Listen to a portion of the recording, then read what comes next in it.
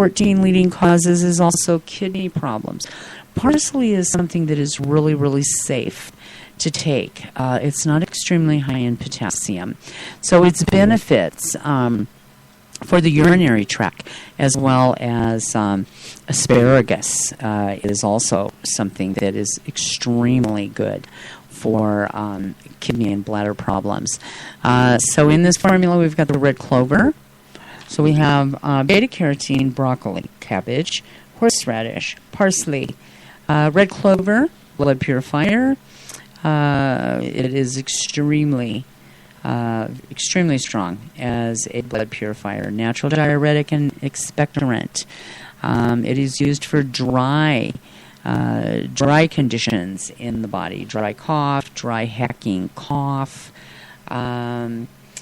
Rose hips, extremely high in vitamin C, bioflavonoids.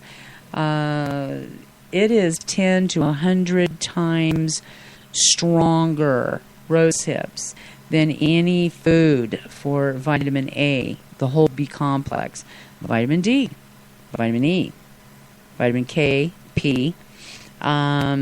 It's a rich supply of bioflavonoids, and we need to have bioflavonoids present in order for the body to assimilate vitamin C. And vitamin C is produces our collagen, the connective tissue. That's the glue. It's what keeps everything together. Vitamin C strengthens the connective tissue. It reduces the capillary fragility, where they become very dry and hardened. It helps with people who easily bruise. It helps with varicose veins.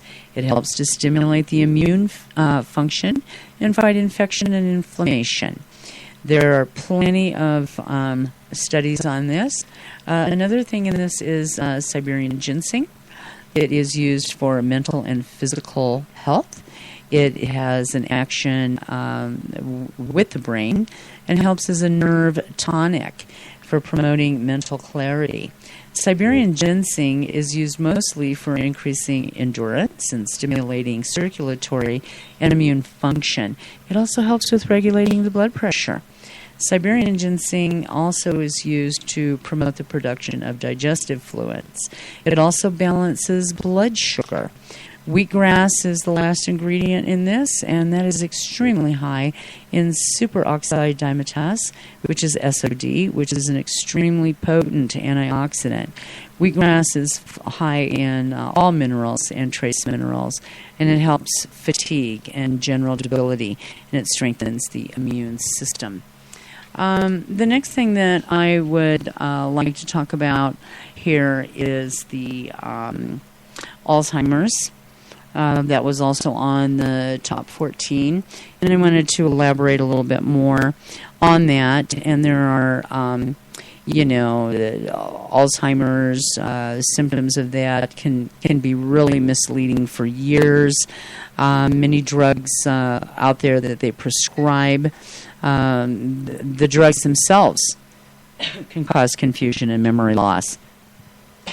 Some of the symptoms of Alzheimer's disease, and it's actually categorized as a type of dementia, is depression, agitation, problems with insomnia, irritability, very, very quick to anger, personality changes, and there are two types of dementia. One is primarily, which comes on gradually without apparent causes. Secondary dementia comes on suddenly from brain injury or an operation, drugs, or a diabetic coma, and it can be reversible. Alzheimer's primary dementia, which shows up in the brain as tangled clumps of nerve fibers and patches of degenerated nerves in the brain. So grapevine with protectors passes that blood-brain barrier and gets in there and helps from a circulatory standpoint and proper blood flow. And then GABA, which you can also find at my website, kingdomofhealing.com. GABA works with the neurotransmitters on sending the messages. Another product called MindMax. It has a hesperidin in it. There's gotu-kola, memory like an elephant. They search out the gotu-kola. The other thing is a very specific magnesium that is able to penetrate the blood-brain barrier and get through the cell wall of the brain and help with balancing and correcting these problems. So that is something else that needs to be done with diet with Alzheimer's or dementia. Seeds, nuts, those have enzymes and proteins that will make their way into the blood-brain barrier. The other thing is cayenne pepper, capsicum. Capsicum is a carrier herb. It's a catalyst, and it gets the blood moving and gets it circulating throughout the system. Another thing, and I touched on that last week, is there has been research that clearly shows aluminum levels in the high aluminum level deposits in the brains of Alzheimer's patients that in autopsies they have revealed that there's high levels of aluminum. Our tap water, the commercial municipal tap water, has aluminum in it, and other heavy metals in our acid rain, in our soil. It leaks into the water supply. Purified water is essential to prevent the accumulation of the toxins. Don't use distilled water. Distilled water is dead. It's just dead. No distilled water. Proper digestion is necessary. Change of diet. That's where, if you go back to the my first show, excuse me, and it goes through all of that with the pH balancing, you will find that you need to get to the live food with the live enzymes and nutrients. Get away from the dead food. The dead foods are white sugar, white flour, deep fried foods that are cooked to death, to mush. Mashed potatoes, mashed potatoes. I don't really peel my potatoes. I keep the skin on them. There's a potassium ring. When you cut that potato in half and hold that up to the light, you can see that little potassium ring just that lies right below where the skin of the potato is at. That's where the nutrition is at. So when you peel that potato and you peel it too deep, and you take off the potassium ring, and then you boil those potatoes. There's no nutrients left in those potatoes. And so what I do is I just wash them real good and cut them up, boil the potatoes, and that releases, the minerals and trace minerals. So leave a certain amount of your water in with the mashed potatoes, so that you're not having to use all of the homogenized milk for them. And then we see that people, when they throw out all of that water from the potatoes, there's so much nutrition in that water. Put that water aside. Use that to make a soup. Make a soup. May I chime in? Uh-huh. All right, all you growers out there, this is a perfect chance for you to get your natural PK2 that your plants so badly need. Now, and it's already been, like you said, the water's got so much nutrients in it right now that you could honestly take it and add like 1 ounce of, maybe even 2 ounces of that potato water per gallon of water that you're going to use on your plants, and I guarantee you're going to see a huge response from them. They're going to love it. Well, and if you're buying organic potatoes and you're, leaving the skin on them, I mean, my family, my grandkids, and my kids were always used to Grandma and Mom's mashed potatoes are not pure white. There are speckles of whether I use red-skinned potatoes or brown russet potatoes. They're used to that, and so leave the skin on them. Because if you cut that potato in half and you take a look at that potato, hold it up to the light, you can see this little band that runs along the periphery of the potato that lies just underneath the skin. That is the potassium ring.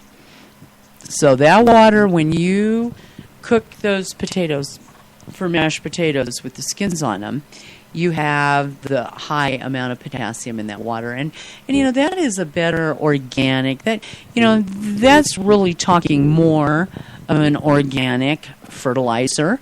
Right. Than a lot of the things that are out there for that say organic, but they're isolated chemical properties. That's true. The only thing with that is if you are going to use the water for your plants, you got to remember that it is a food-based, so you do have spoilage that could happen if you do not use it quickly or store it correctly. Right. So, I mean, I would, because anytime, it's just like with juicing.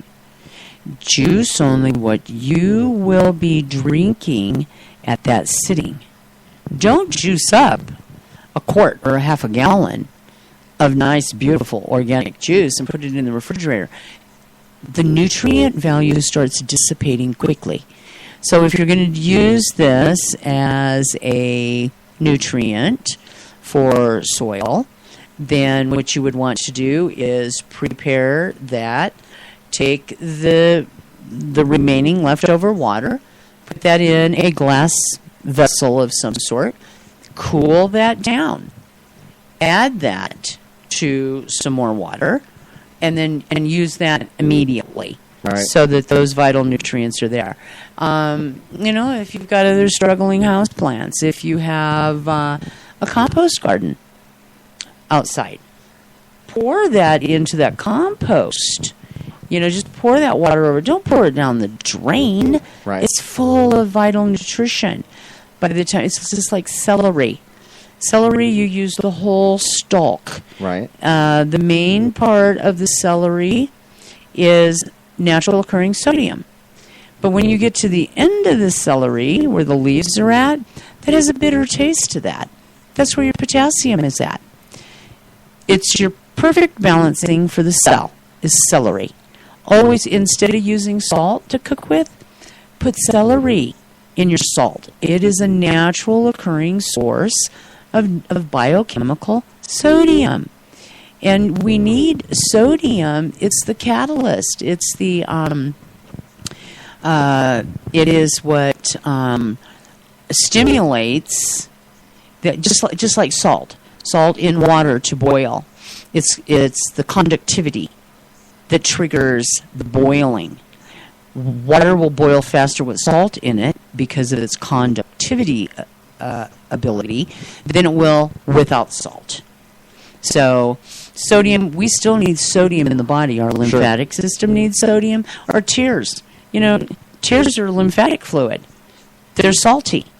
It's a sodium system in the body, but we don't want that sodium being reached in a level of excess with white dead table salt.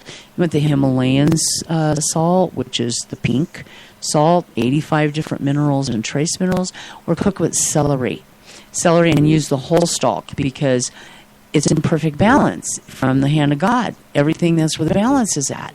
And you have the stalk, and then you have this small amount that is the potassium. And that is what the cell needs in order to be in perfect balance, is the perfect ratio of sodium and potassium. So start adding more celery to what you're cooking out there and feeding your family, and adding to different recipes and juicing. You just want to chop them up real good. Because may I just ask one question? Isn't it celery that you will hear a lot of people say that it has no nutritional value, like lettuce or something like that? Well, I'll tell you what. Am I thinking wrong? Well, head lettuce has a high water content. It doesn't necessarily have